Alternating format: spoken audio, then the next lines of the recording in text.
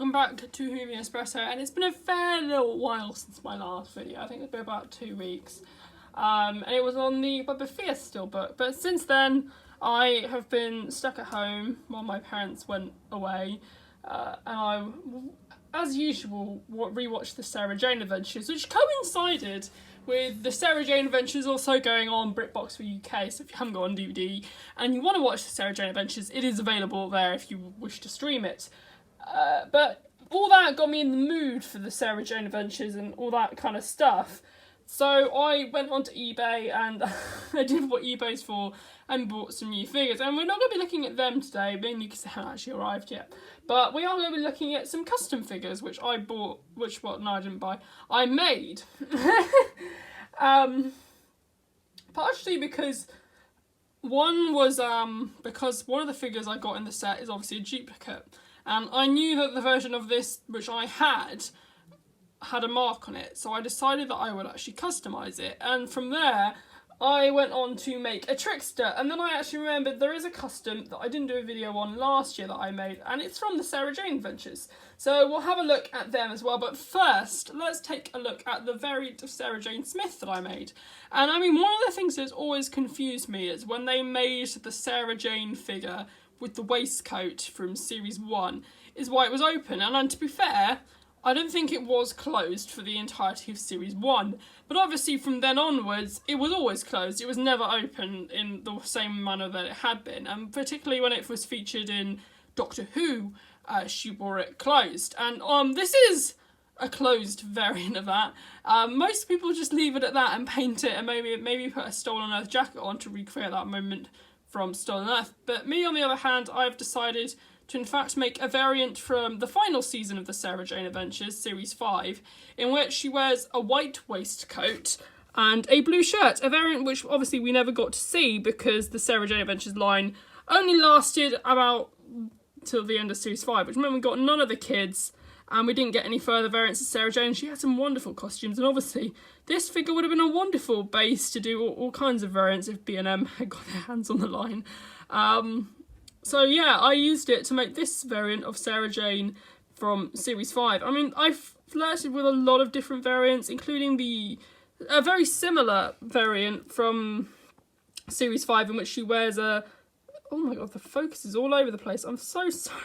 It does not want to focus on her face at all. So let's just put her down there and she'll maybe focus. Let's see.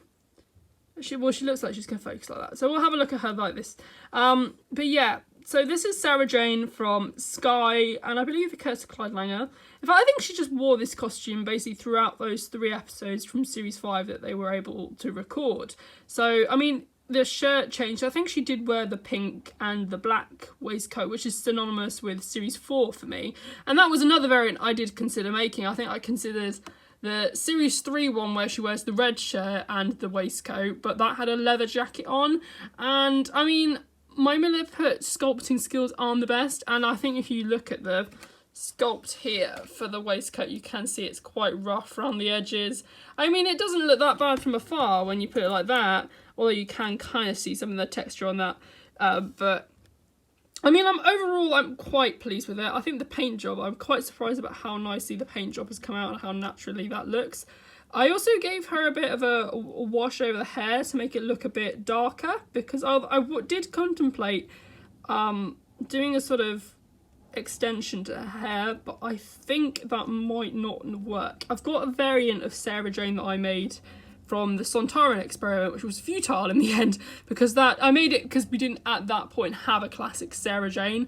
I thought that would probably be the easiest variant to make, and at the time there were loads of the customs of classic Sarah Janes from like the Time Warrior, Ark in Space, etc. And now we've got, obviously, we've got 2. We've got Sarah Jane from the Cursor. Was it Cursor? Isn't the Monster of Peladon?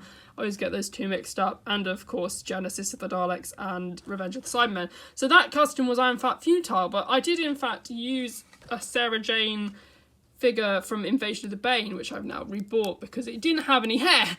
And that was, I think, sculpting the hair on that was a mistake. But yeah, as you can see, I chose not to sculpt the hair on this version. You can see there is a bit of paint bleed around the collar. I'm not too fussed about it, and you can see where some of the wash from her hair came off there. I'm overall quite pleased with how the jackets come out. All the articulation is pretty much in place, although I'm trying not to use it too much, otherwise the paint's going to scratch off. But you can see I've got the lining, the sort of silk shiny lining there. I don't know what is going on with my focus right now. I'm so sorry, it looks quite possibly dreadful. But yeah, and then I did debate painting this buckle, but actually I think it is white in the show anyway, so I didn't in the end. And I noticed that character never painted that when it was a lost, I think it's supposed to be a Lost Boy / Eye of the Gorgon variant, but it came with the Grask, so I don't know why that was the case. But yeah, you got Sarah Jane, basically. You know, it's strange the line that they did for the Sarah Jane Adventures line, really, because they had a few monsters and they had constant Sarah Jane variants. I know I've now made a Sarah Jane variant, but I mean, it just seemed like such a weird choice to me at the time. We're going to save the best for last, but we are going to have a look now at a custom I made last year, which I don't know why I hadn't thought of this before, because I'd had 2 Slovene figures for ages. And, I mean, it's what they literally did in the show. They literally got a Slovene costume and sprayed it orange. So that's what I did. I had a spare Slovene and I painted it orange. And I applied probably a bit too much of a dark wash over this. I was very anxious about a lot of the detail being lost from the original Slovene sculpt, because it is a wonderful sculpt, actually. I think it's one of the best sculpts we had. There's something odd about the sculpt of the face, which has always made me feel like it's not like part of the Sarah Jane Adventures and more leans toward Doctor Who. I think when they were making the Doctor Who line, it kind of seemed a bit more violent than the Sarah Jane ones, which kind of never really looked that angry, to be honest. But I don't know.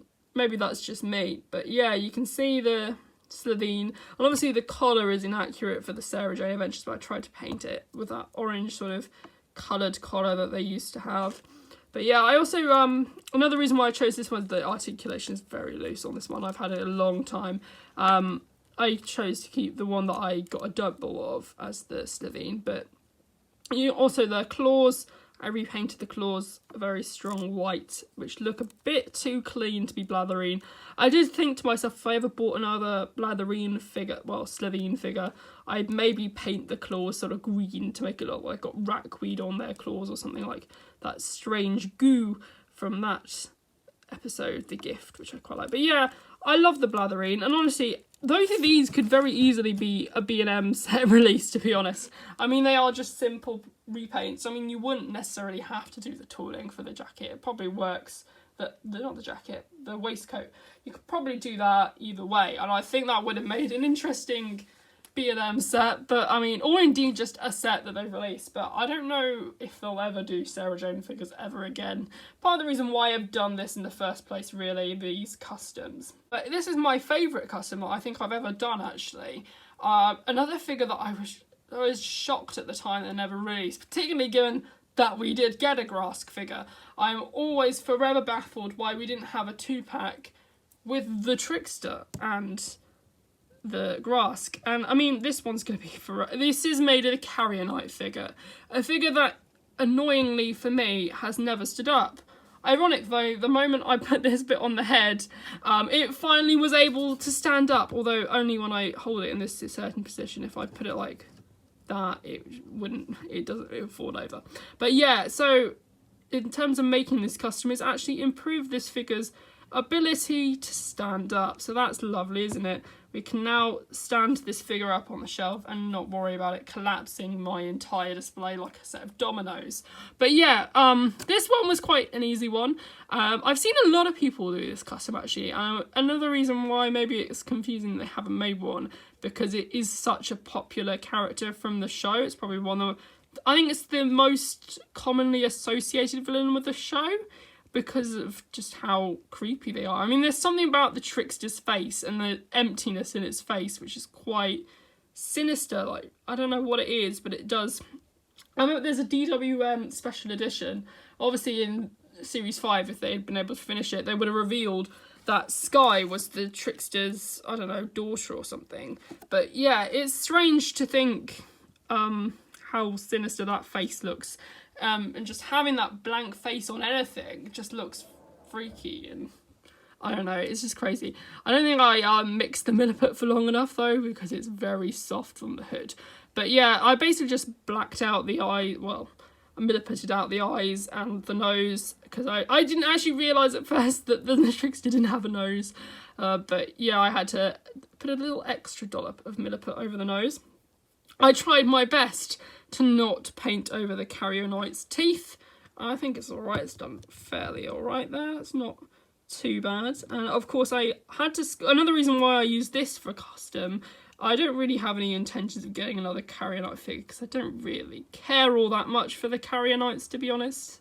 I mean, I don't know if you do or not. I'm sorry for offending you if you do care for the Carrier-Knights.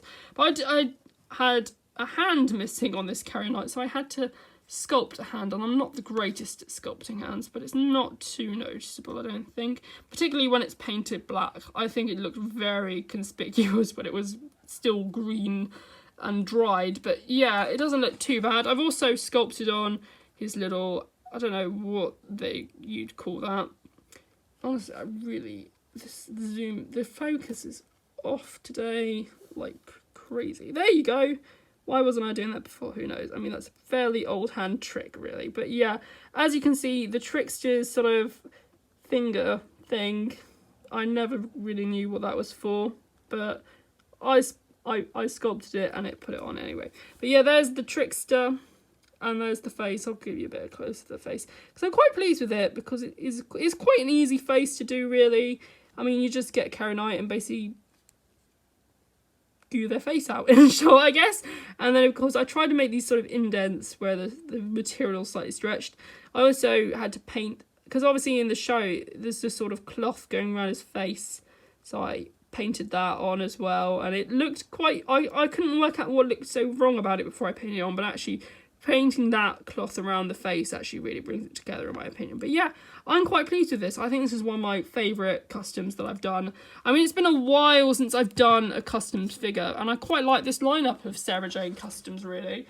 I mean, I really loved the Sarah Jane line at the time. I remember having multiple Sonic lipsticks because I used to take them out with me everywhere and they'd get smashed. If I bring the Sarah Jane lipstick, hang on. This is actually quite a rare toy now, but this is the Sonic lipstick from the Sarah Jane Adventures line, and I'm constantly seeing this go for hundreds and hundreds of pounds on eBay.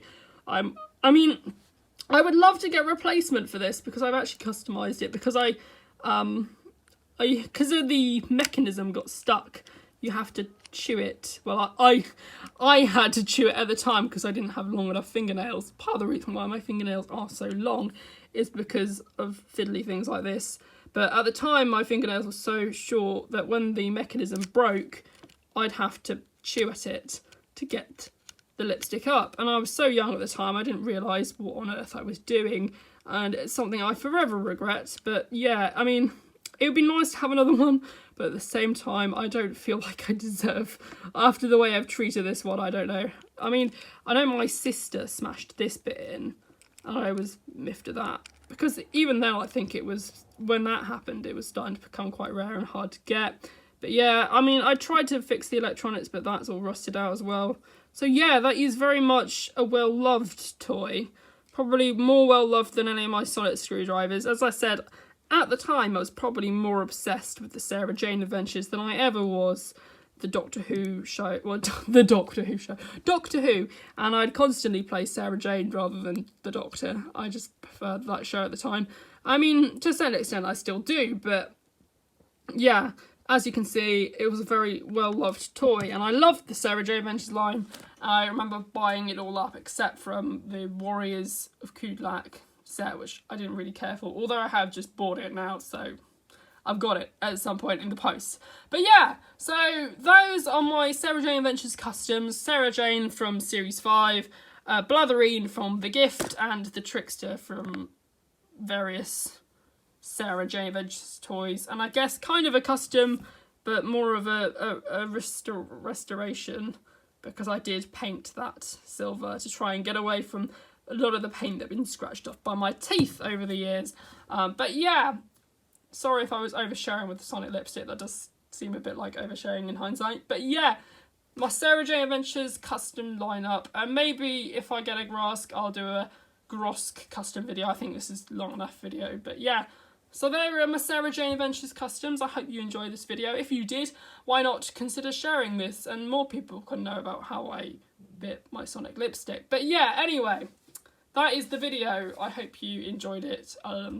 Yeah, share your thoughts on Sarah Jane Adventures. I mean, I've got loads of great Sarah Jane thoughts.